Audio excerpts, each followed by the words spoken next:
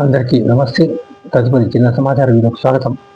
ముఖ్యంగా ఇప్పుడు ఈ సమాచారం ఏమి ఇవ్వాలనుకున్నానంటే, నరేష్ శాస్త్రం నరేష్ ధర్మం ప్రకారం నాకు వచ్చిన ఆలోచన అంటే నాకు ఇచ్చిన ఆలోచన భావిస్తాను కనుక నా అభిప్రాయాన్ని తెలియజేస్తున్నాను నేను. ఇప్పుడు ఆడవాళ్ళు ముఖ్యంగా భారతీయులు, అందులో హిందూ స్త్రీలు బొట్టు పెట్టుకుంటారు. వారు పెట్టుకోవాలి కూడా. పెళ్ళైన వాళ్ళు కాళ్ళకు మట్టలు చేస్తారు, తాళి ఉంటుంది. పెళ్లి కాని స్త్రీలు బొట్టు పెట్టుకోవాలి. పురుషులు కంటే కూడా స్త్రీలు పెట్టుకోవడం ముఖ్యం, కానీ స్త్రీలు తగ్గించారు, పురుషులు పెట్టుకుంటున్నారు అని నా అభిప్రాయం. నేను గమనించిన మటుకు, నాకు వచ్చిన ఆలోచన మేరకు నేను చూసినంత మటుకు.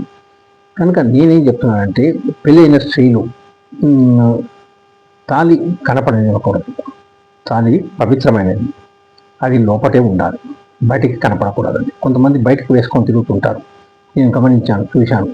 అది పవిత్రమైనది, పవిత్రమైన మంత్రోపదేశంతో, దాని యొక్క మంత్రంతో అది ధరించడం జరుగుతుంది. కనుక అది అంత ఇదిగా కనపడనివ్వకూడదు, దాన్ని భద్రపరచాలి. అందరూ బయటకు, కొంతమంది చూశాను, బయటకు వేసుకొని తిరుగుతుంటారు. అది ముఖ్యంగా నాకు తెలియజేయాలనిపించింది, నాకు ఎందుకో వచ్చిన ఆలోచన మేరకు.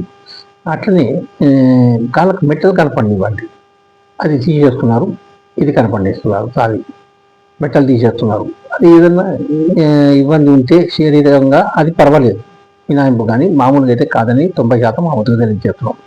ఏదైనా మాకు వచ్చింది ఆలోచన అంటే వారు ఇచ్చింది, అది దానికి ఒక ప్రత్యేకత ఉంటుంది. నాకు నేను చెప్పేదానికి, నేను చెప్పింది ఆచరిస్తే దానికి తగ్గట్టు వేరే ఉంటుంది ఫలితం. అద్భుత ఫలితాన్ని ఆగి ఉన్నదాన్ని, దాని అద్భుత ఫలితాన్ని ఇచ్చే అవకాశం ఉంటుందని నేను తెలియజేస్తున్నాను. ఆపై నిర్ణయం వారిది.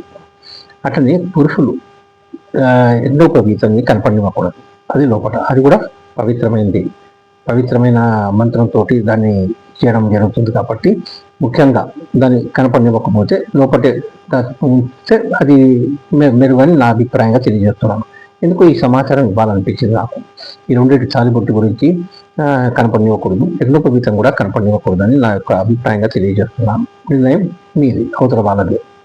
కనుక ఈ సమాచారం ఇస్తున్నాను. ఇది కాక నాకు కొంచెం ఆరోగ్యరీత్యాన్ని కూడా చెప్పాను నేను ఇంతకుముందు.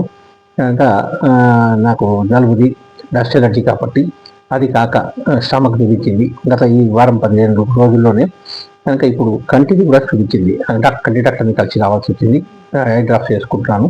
కనుక ఎప్పుడన్నా ఏదైనా చేయడంలో పొరపాటు ఉంటే మన్నించమని మనవి చేస్తూ, మీ అందరికీ ధన్యవాదాలు తెలియజేస్తూ, నా స్వామివారం వారికి నా ప్రత్యేకంగా ధన్యవాదాలు తెలియజేస్తూ అనే అవకాశం కల్పించినందుకు ఓం నమో వెంకటేశాయ నమః.